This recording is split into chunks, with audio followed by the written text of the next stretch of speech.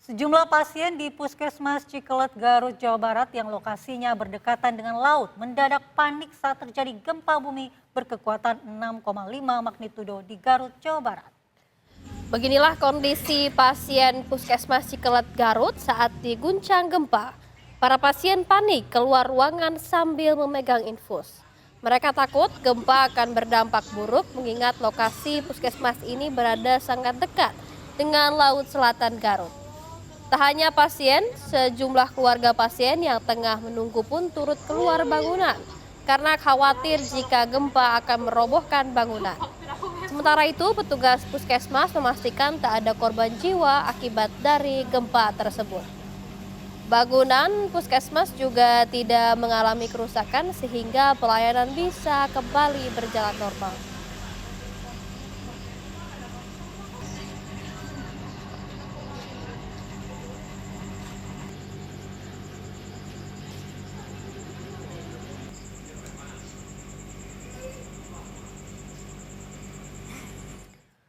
Dan pemirsa, untuk mengupdate terkait dengan gempa yang terjadi di Garut, Jawa Barat tadi malam, kita sudah terhubung dengan Humas BNPB Abdul Muhari. Selamat pagi Pak Abdul. Selamat pagi Mbak Fatimah. Ya, bagaimana kondisi penanganan gempa yang terjadi di Garut, Jawa Barat, Pak? Ya, dari laporan yang sudah masuk ke Pusat Pengendalian Operasi BNPB, gempa ini sebenarnya berpusat di lepas pantai ya, tetapi karena magnitudonya cukup tinggi sehingga berdampak cukup signifikan ke beberapa kawasan, setidaknya yang sudah melaporkan ke BNPB itu ada Garut, Tasikmalaya, Sukabumi, Bandung Barat, Ciamis, Kabupaten Bandung, Pangandaran, Purwakarta, dan Sumedang. Dari laporan yang sudah masuk ini, itu ada 4 orang luka-luka, paling banyak itu di Garut ya. Kemudian setidaknya ada 27 kakak yang terdampak. Tapi ini baru laporan awal ya. Karena BPBD Kabupaten Kota yang tadi melaporkan kepada kami sebagai laporan awal itu saat ini baru saja menurunkan tim reaksi cepat ke lapangan untuk melihat dan melakukan kaji cepat situasi.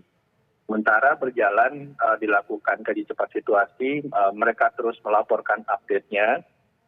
Di Garut itu ada 1 rumah rusak berat, 3 rumah rusak sedang.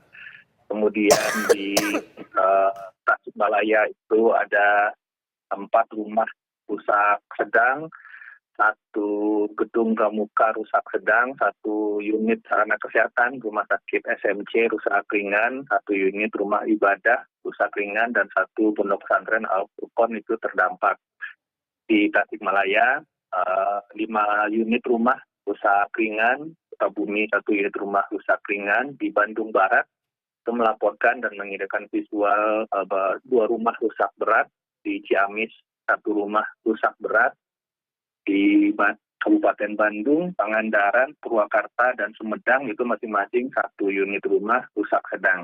Tetapi sekali lagi kami sampaikan bahwa ini pemantauan dan pendataan masih baru berjalan. Kita mengharapkan memang tidak ada dampak yang signifikan, tetapi tentu saja nanti update dari lapangan akan selalu kami laporkan. Mbak Fatimah. Ya, Pak Abdul melihat situasi saat ini, di manakah wilayah yang memang mengalami tingkat keparahan lebih tinggi dibandingkan wilayah lainnya? Kalau melihat dari peta intensitas guncangan permukaan, itu memang yang paling terdampak mungkin daerah-daerah di kawasan pesisir, khususnya dari Kabupaten Garut, Tasikmalaya, dan Sukabumi dan Ciamis ya. Tetapi tidak memungkinkan juga daerah-daerah yang agak jauh ke darat seperti Bandung Barat, kemudian Kabupaten Bandung, dan Purwakarta, Sumedang itu juga terdampak karena bagaimanapun kerusakan gempa ini tidak tergantung pada kekuatannya, tetapi tergantung pada dampak dari konstruksi rumah yang ada di atas atau konstruksi rumah yang ada di wilayah terdampak gitu. Ini yang kita khawatirkan. Makanya ini tim dari BPBD kabupaten kota di 6 kabupaten kota tadi saat ini sedang menyebar khususnya ke daerah-daerah yang berdekatan atau kawasan pesisir, sedangkan di Sumedang, Purwakarta, dan seterusnya ini melakukan patroli untuk melihat dampak gempa itu. Dapat Iman.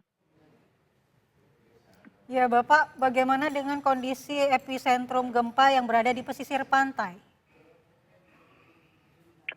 Ya, ini memang membuat kondisi dampak cukup signifikan ya, meskipun sebenarnya cukup jauh, tetapi karena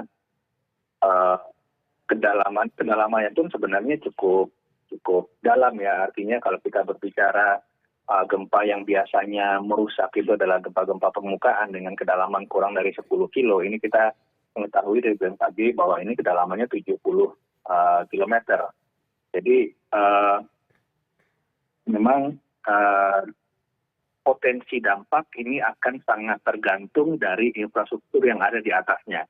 Nah, ini pengalaman kita waktu gempa Cianjur 2 tahun lalu, memang kondisi-kondisi rumah masyarakat ini yang kita khawatirkan cukup rentan ketika dihantam gempa dengan kekuatan di atas magnitudo 6. Kita harapkan tidak ada kerusakan yang signifikan, tapi kita tentu saja harus segera melihat dan melakukan pendataan untuk segera bisa memetakan situasi.